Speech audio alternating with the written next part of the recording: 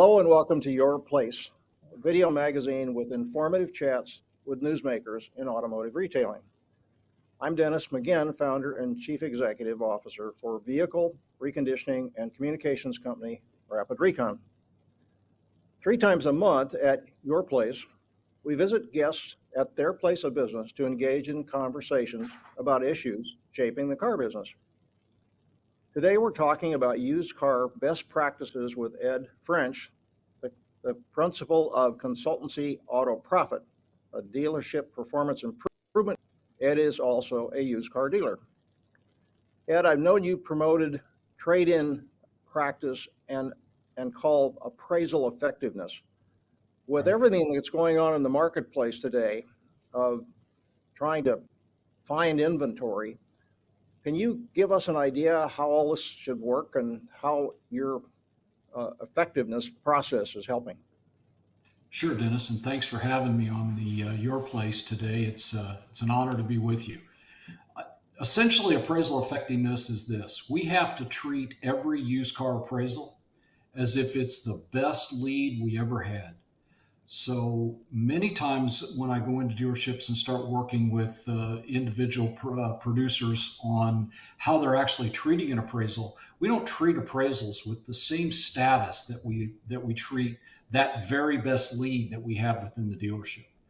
So it starts with our mindset. How do we think about the appraisal? What is it that makes it so important? And frankly, there isn't a more important time to make appraisals the best leads you ever had than right now, especially with the lack of inventory. But essentially, appraisal effectiveness is this. Rather than look to book, I encourage dealers to take a look at the ratio of appraisals that they're actually making versus the total number of retail deliveries. So in other words, if you delivered 100 cars let's say you delivered 130 cars and you had 100 appraisals, you'd have 130% appraisal effectiveness. It's the truest way for you to really look at how you're effectively making sure that you're appraising enough cars so that you can trade for enough cars. So look to book and mask inefficiencies within an individual sales process. It can mask inefficiencies within the individual appraisers. And so consequently, putting a new stake in the ground and actually looking at how many vehicles did I deliver versus how many appraisals I made gives us a clearer picture. I believe that any vehicle, Dennis, that arrives at my dealership is worthy of getting an appraisal. Whether they're going to trade it, whether they're not going to trade it, whether it's in the service drive, every vehicle is worthy of an appraisal. It's a little like Zillow for cars. The housing market today, I know that many consumers are going to Zillow to see what their Zestimate is on their house, especially with inflation and the rising prices of real estate. Well, that very same thing happens with the second largest asset that they own, which is their automobile. So the fact that we as dealers need to stop thinking about just appraising the ones that want to trade and actually start thinking about appraisal effectiveness versus your retail deliveries will do 2 things, Dennis. It's going to increase your retail sales because you're automatically going to increase your appraisals, which creates that conversation that we'd all love to have about how much my car's worth and what it might cost me to get another one. So simply stated, it's the ratio of appraisals versus the total number of retail deliveries. And of all the ones you've seen, what would you consider to be a good ratio versus a bad ratio? 150%, Dennis, is the benchmark that I try to get everybody to start thinking about because it gets them past the fact that they're just looking at retail deals with trades. They begin to source from other avenues. So 150 is sort of the benchmark. So I think that, if you're going to start looking at it, start looking at 150. This market that we're in right now, Dennis, is, we've got a lot of displaced new car buyers. And we've got a lot of customers that are driving later model vehicles that, given the opportunity to get an extraordinary value for their car, would make a decision to buy one of the new vehicles that are available. And I think that's the key to taking this appraisal effectiveness product and actually putting it within the dealership ecosystem and actually making it part and parcel of what we do every day. We look at the appraisal effectiveness. So I know a lot of the book, and again, that's a great measurement, but it doesn't give you the true sense of the word on the velocity of appraisals that you actually could get in within your ecosystem. I've been asking the question of the dealers I encounter on a regular basis. So where are you finding your used cars now that you can't get them at auction and make any money on them Right. because you've got all these other guys ahead of you and they're willing to pay crazy money. And so Right. that's happening. And I hear a lot about direct buy and buying centers. And so, and even to the point where some of them are getting 100 cars a month out of their buying centers. You know, and they're making money. And Right. I wonder if that's going to hold up, because right now, of course, people are willing to pay whatever is being asked, or you know, they're getting premiums. And how do you see this kind of maybe coming around? Well, I think it's the future, and frankly, I think the disruptors have made it the future. And the reason I say that is because if you look at the large used car disruptors, their business principles, their business model is designed to buy direct from consumer, whether it's Vroom, Carvana, CarMax. You know, if you look at the last quarter results of CarMax, their sourcing of vehicles direct from consumer was up 36.9%. So I don't think that the direct purchase from consumer model is going to go away, which leads me back to how important appraisal effectiveness is, because the natural consumer is not going to just drive to your dealership and say, I want to trade my car. They now have different pathways for them to dispose of their vehicle. So I think that this direct buy from consumer is here to stay. And the dealers that take it and make a department out of it, profit center it, and model against the disruptors. Remember, I can get a value on my car in less than 5 minutes from Carvana. They'll come and pick it up and drive it away. And if we're not, as retail franchise dealers or retail independent stores, making it that easy, we're going to be left with the crumbs, and the crumbs are going to be, as you mentioned earlier, the ones at the auction where you pay too much, or the undesirable vehicles, whatever that may be. So we as retailers are as we were many different times with many different things, going to be forced to modify our behavior to make the appraisal and the direct from consumer purchase just part of our business model. You know, I think we talked earlier about different strategies to work up against these disruptors. And I'm hearing a lot about new emphasis from dealers on doing more local things, even more humanitarian and more, you know, participating in things that help their image locally.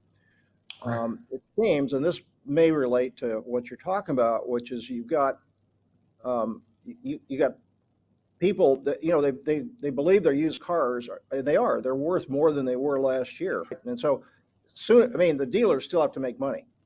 So no matter what they do, they can't buy cars and lose money. So yeah, you're 100% right, Dennis. It's about the experience of disposing of your vehicle, and it's about where the vehicle is actually going to be repurposed.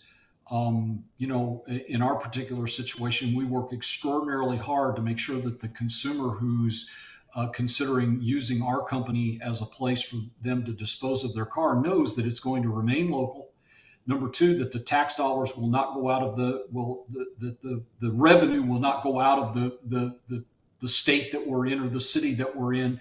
And frankly, we're even with some customers allowing a donation to their charity on their behalf when we buy their car. And, you know, a lot of times that's the difference in experience rather than working with a bot, so to speak, from out of state who's making an algorithmic decision to buy their car. Consumers have an emotional attachment to their vehicle.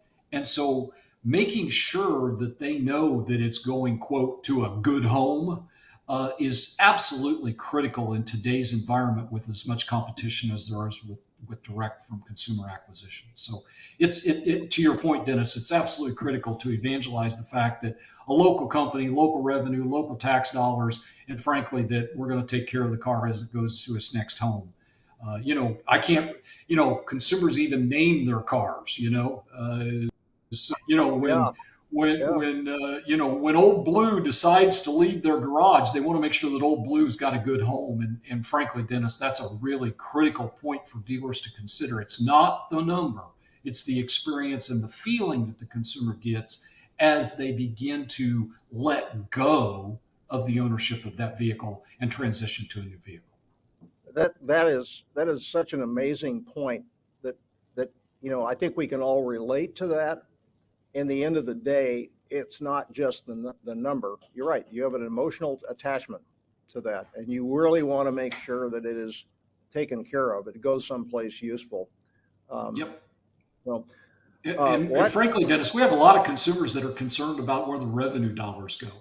So that's an interesting change recently, and I think it's the political climate that we're in right now. They're just concerned about where's this money going, and the fact that local retailers can actually say we're repurposing this vehicle right through, and the sales tax and the revenue and all that implies is going to go right back into the local economy. that's an awesome point. It really is, and it's kind of really counter to, I guess you would call the disruptor. They're almost like the big box guys, except the boxes are kind of just elevators and main corners Right. and things. That's And there's correct. no, Yes. right, it's, okay, so they're going to come pick this up, and, I don't have any real relation with these guys. They're going to drop something off and they're gone. And Right. Not they even don't, sure there's a human involved. they're not human. Right. And they can't do anything if I have a recall, or if I need service, or if I Right. need a relationship with somebody to help me decide what I'm going to do next after this one Yeah. gets to a certain level. So Exactly. Dennis, it's interesting that's an interesting point. Every vehicle that a customer purchases from a large disruptor, you are an orphan owner the minute that you make that purchase decision. You are an orphan. You are no longer part of any sort of company that has any sort of long-term relationship with you, other than we sold you a car and you're on your own. Good luck. And that's a really bad feeling when you're making a $25,000 or $30,000 decision, to know that you're 100% on your own, or you're going to get redirected back into a call center as opposed to being able to have that human interaction. perfect point, and I push a lot about transparency and full disclosure, right? And to me, we're going to go through a phase where people are getting burned a little bit by that. Right. I know somebody that just to test something, bought a car in Dallas out of Carvana or whatever it is, and took it in and had it inspected, and it need $1,500 worth of reconditioning work. Yeah. I mean, Yeah. so not all those things are the same, but I guess some people are going to learn the hard way. Yeah, But they are, and they're doing it because it's easy for them to make the purchase. It's more or less frictionless, and I think that's the message, Dennis, that I'd love to get to retailers that are listening to this broadcast. Is we have to look at our operation and say, we have an operation that created wealth for employees, wealth for owners through a legacy of things. These disruptors don't have a legacy. They're not bringing anything with them. They're not dragging 20 or 30 or 40 or 50 plus years worth of sales processes or any of this legacy. They started with a clean sheet of paper, and that can work for them. And frankly, we have to, as legacy retailers, look at our business model and say, we today are operating in an efficient marketplace, Dennis. Buyers and sellers have equal amounts of information. And in an efficient marketplace, what you have left is the experience and the after the sale feeling that the consumer who parted with their money has. And with an efficient marketplace, you have to make your process frictionless, highly communicatable, and as important, you've got to make sure that what you're telling the consumer, you can actually do when they arrive at your dealership. That's the critical piece in my mind with an efficient marketplace. This is fascinating, and to the folks that are listening to this, this is really changing in front of us. These the big disruptors are going to take a piece. There are people that are enamored with that whole process, but I don't think it's a good long-term solution. I mean, they'll carve out things and Well, what's missing, Dennis, is the relationship. there's no relationship. No, No relationship whatsoever. It is a emotionless transaction, and from the beginning of time, transportation, personal transportation, is an emotional decision. Yeah. Do I buy a black one, a white one, a green one? Do I buy it with certain equipment? Do I get a convertible because I'm feeling sporty? Do I need an SUV because I need more capacity? These are all emotional decisions based upon your family, based upon your previous buying habits, based upon the way that you would like to be perceived in the community, based upon what it feels like when you pull up to valet park it. There aren't very many people that buy a car from a disruptor that have that emotional feeling when they make the purchase, because it's all done either without a human or with low human interaction.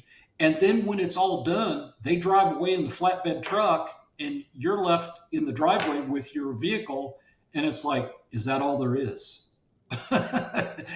Well, And that's not the way customers want to part with their money, Dennis. just a closing note, kind of a little humorous thing. So a guy that helped me kind of start this company on the technical side, who lives up in Oregon, he and his wife decided, they're kind of tree hugger folks, wonderful Yep. people, but they wanted to get electric cars. So they said, okay, let's get a Tesla. And so they went in to one of the guys, and they found a car out of LA, and it got delivered like in the middle of the night. They had to meet at a truck stop, and the flatbed was late, so it was an hour late getting there. And they finally got the car, got it off, and it turned out it only had enough juice in it to barely get them home. Yeah. I mean, so that's the kind of a risky situation. And I asked him, well, are you happy with that? And he says, well, we really like the car. Right. But the experience of it, gosh, that's on the, that could be almost perceived on the edge of illegal. Well, and they were worried about their safety in picking up the car. Right. So I think that's a good point. That's on the extreme side. But, I really appreciate your time and the points you make, and look forward to kind of continuing this conversation and watching this thing evolve as it goes with all the mergers and acquisitions and how people are going to deal with this, where, and just a closing thought, there's an awful lot of money going into buying dealerships and groups and consolidation. And I don't see all the efficiencies in the processes going in place in all of them. Some of them I do. When the investors and the market are going to come back and say, well, okay, where's the EPS bump for spending $1 billion for this group? Mm-hmm. So great stuff. And hey, I really appreciate your time. Always love to hear your views on things, and I'm sure the viewers are getting a lot out of this, because I've gotten a lot out of it just with a few minutes with spending with you. So looking forward to watching the market. Oh, yeah. That's the other thing. I got to figure out, we're going to be able to pay our bills. Okay. Ed, thank you. I can't thank you enough. Appreciate your time. Dennis. We'll talk again soon. Okay, appreciate it. Thank you, Dennis. Bye now.